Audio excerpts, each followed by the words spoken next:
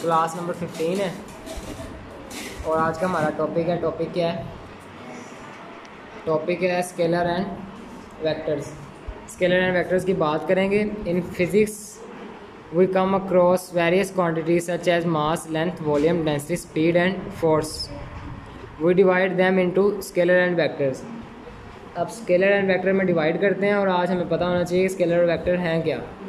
सबसे पहले हम इनकी डेफिनेशन पे बात कर लें ताकि हमें पता हो, फिर एक्सप्लेन करेंगे। A scalar quantity is described completely by its magnitude। अपने मैग्नीट्यूड से कम्प्लीटली ज़ाहिर हो जाती हैं, उसको हम कहते हैं स्केलर। जैसे कि मैं आपको टाइम बताऊं, मैं कहूं कि 5 मिनट में मैं आपके घर पहुंच जाऊंगा। आपके घर मेहमान आ रहे हैं, उन्होंने आपको फ़ोन करके बताया 1 घंटे में हम आपके घर पहुंच जाएंगे, तो कम्प्लीटली आपको पता लग गई, समझ आ गई कि इसमें कोई बात है कि आप पूछेंगे कि किधरों कैन जी, या आप ऐसी कोई बात तो नहीं करेंगे ना कि कैसे या किस साइड से। कुछ ऐसा नहीं होता, टाइम बस टाइम होता है। जैसे आपको बताया जाए कि आप कहें कि मोबाइल कितनी देर में चार्ज हो जाता है, तो कंपनी ने लिखा हो 30 मिनट्स में, तो बात कंप्लीटली समझ आ गई है ना। टाइम हमारा एक स्केलर है। इस तरह अगर आप किसी दुकान पे जाते हैं, आप जाकर कहते हैं कि मुझे 10 किलो आटा चाहिए, तो उसमें आपको कोई और चीज़ तो नहीं बतानी पड़ती, डायरेक्शन तो नहीं बतानी पड़ती कि नीचे से करके 10 किलो आटा देना या ऊपर से करके ये साइड से, ऐसा कुछ भी नहीं। दुकानदार को आपने खाली यूनिट बताया और कम्प्लीटली मिकदार को ज़ाहिर कर दिया। ठीक है, इस यानी आपका मास हो गया, आपका टाइम हो गया, ये क्या है? स्केलर है। यानी कम्प्लीटली डिस्क्राइब हो जाते हैं अपने मैग्नीट्यूड से, अपनी शिद्दत से, या अपनी मिकदार से ज़ाहिर हो जाते हैं, अपनी क्वांटिटी से ज़ाहिर हो जाते हैं। इनके साथ डायरेक्शन का बताना, सिमत का बताना लाजमी नहीं है। ठीक है, इसी तरह स्पीड की अगर हम बात करें, तो स्पीड में आपसे कोई पूछेगा आपकी बाइक कितनी स्पीड पे चलती है, आपके 80 की स्पीड पर चली जाती है, तो क्या आपको बताना ज़रूरी है कि किस साइड पर जाती है? और जिधर भी लेकर जाओगे 80 की स्पीड पर चली जाएगी।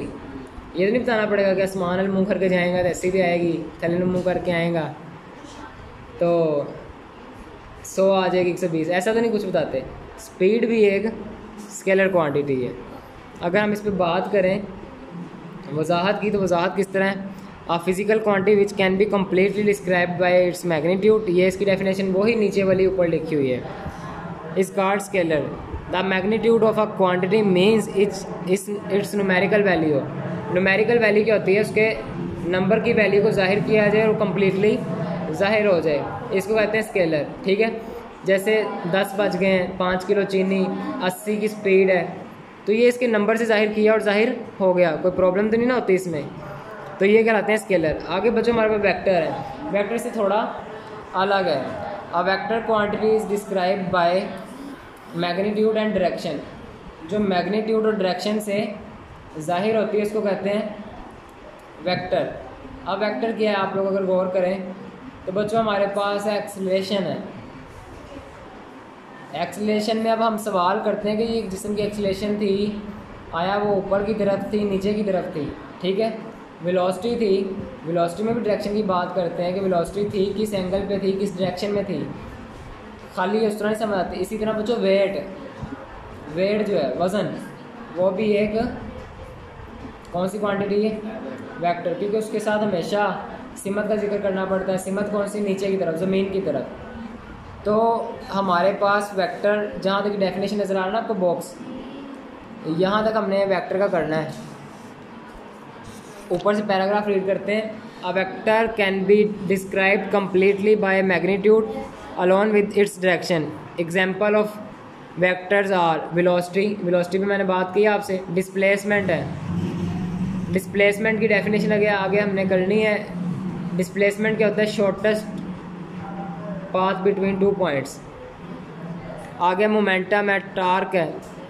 बस यहाँ तक आपने इस पैराग्राफ को अगर आप चाहें तो स्टार्ट से लेकर बस एक्सेट्रा तक, एडीसी तक कर लें तो आपका काम पूरा हो जाएगा, आपको और बताना नहीं पड़ेगा। ठीक है, तो ये आप लोगों ने कर लेना है। अगर आपको पोजीशन बताई जाए, गौर करो ज़रा बरनाबास, पोजीशन बताई जा रही है मैं कहूँ कि स्कूल आ जाना, तो आपको बताना पड़ेगा साथ स्कूल है कहाँ, वो बताना पड़ेगा डायरेक्शन। इस तरह आसिफ को कहूँ आसिफ मैंने तेरे घर आना आज, तो आपको कि मेरे घर का पता है, मेरा घर मकान नंबर 426 है। तो खाली नंबरों से वजाहत नहीं होगी, बल्कि आपको बताना पड़ेगा कि मेरा घर बैंक स्टॉप आप आएंगे, लेफ़्ट साइड पर गली होगी, लेफ़्ट साइड की गली है, ऑपोजिट साइड होगी, राइट हैंड होगा, राइट हैंड साइड पर सामने ही एक बड़ा सा गेट नज़र आएगा आपको येलो कलर का, उसके साथ ही छोटा सा एक गेट नज़र आएगा काले रंग का, वो मेरा है।